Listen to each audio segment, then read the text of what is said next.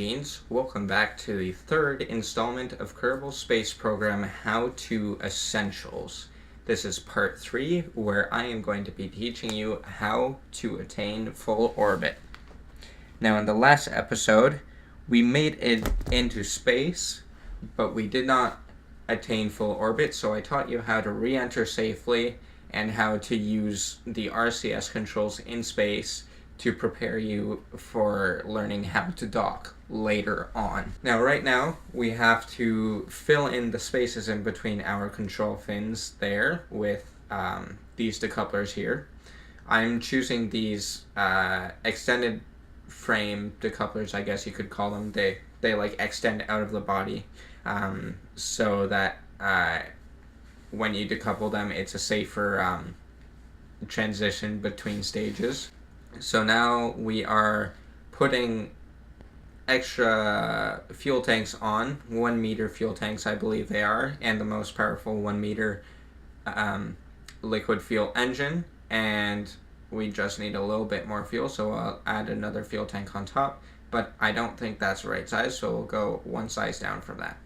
Now that should be enough fuel, given that we add the nose cone here, or the transition to the nose cone there, which does carry fuel, but note that this nose cone does not have any fuel.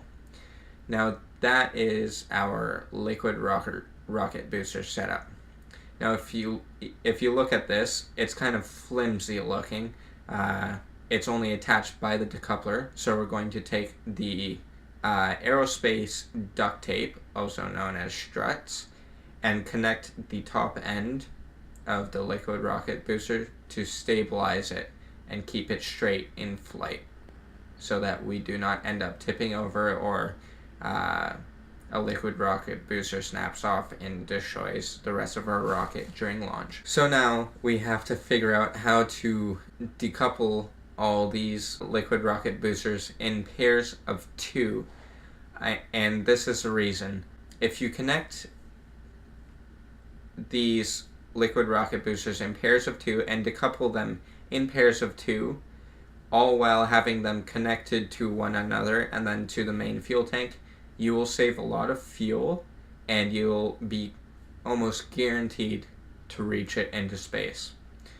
So pretty much here I'm fooling around with the engines, even though I probably shouldn't be.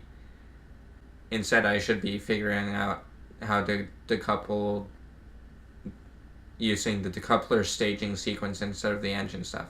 So yeah, you see me undoing what I just did there, and now we're going to start looking at the decouplers and identifying which decouplers are opposite pairs, and we're going to be splitting those pairs apart so that they are in separate stages and they only decouple separately instead of all 6 at once. And this is probably the most annoying part of staging, I would find, just because you have to just go back and forth clicking. It's tedious, but in the end, if you want to make it into space almost every time, this is practically necessary to do so.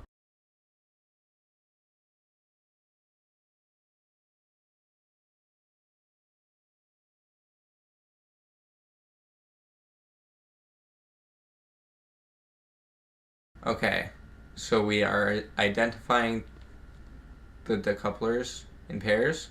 So there's group 1, group 2, and group 3 that I just identified, and now it's time to take the the fuel connector and connect pair 1 to pair 2 to pair 3 to the main body.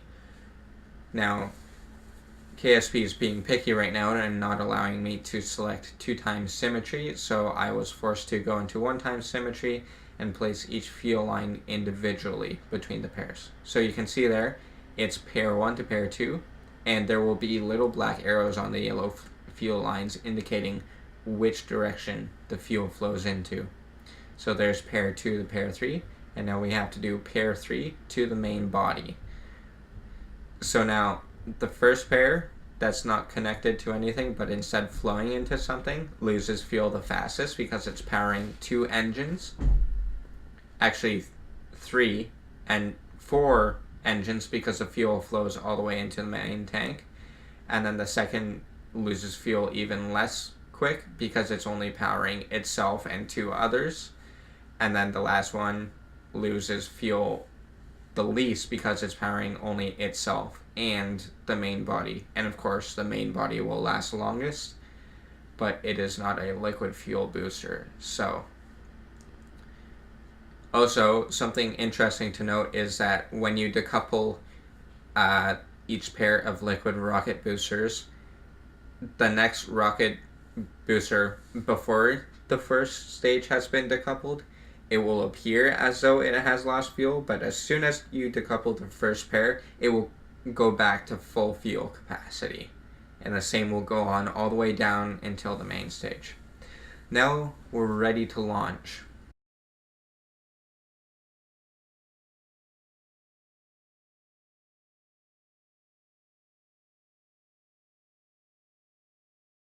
So hopefully all my staging is correct, and hopefully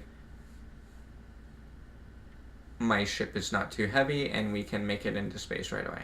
So if you look over on the left there, you can see there are 2 liquid rocket boosters which are losing their fuel the fastest, and then as soon as they decouple, as I said, the next pair gains a full tank of fuel. And the same will happen next. And you also notice that each pair of boosters loses fuel even less quick than the previous pair. So now you can notice it's taking a little bit longer for this to lose its fuel. And that's just because the fact that the first was powering 4 engines and all, and so on. Now we're into the dark blue zone in the atmosphere. Let's do our gravity turn to set up the elongation and circularization of our orbit. And let's just turn horizontal to the horizon so that our Kerbals do not feel sick.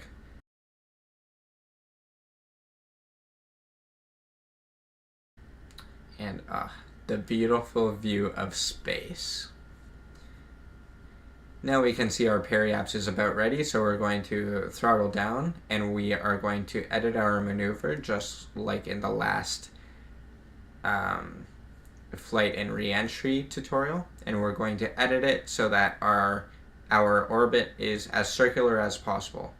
And the way we can do this is by turning the planned periaps and apoaps signs to be perpendicular to what the actual trajectory is. Also, to get very fine controls, as I said in the flight tutorial, the previous episode, you can scroll over the directional nodes to do fine adjustments.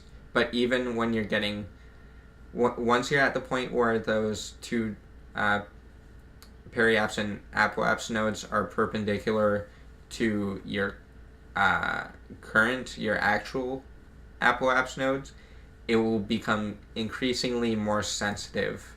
So you'll just have to take it very slow and be very picky if you want the most circular orbit possible.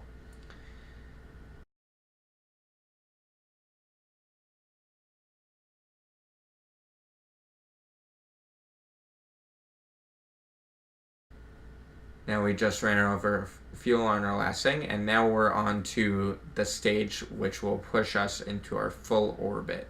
So a lot of this game is just being patient with yourself and being very careful and very picky about things, how things happen. So the way I get into orbit is once I make the maneuver and you get the little info at the bottom of the screen there where the navigation ball was, the information that pops up in green to tell you how long it will take you to reach your maneuver point and how long of a burn it estimates. What I like to do is I like to divide the number in half and then start burning from that point. And that is it. We reached orbit. Hope you guys enjoyed and hope you guys succeed at your own space program. See you guys in the next video. Peace.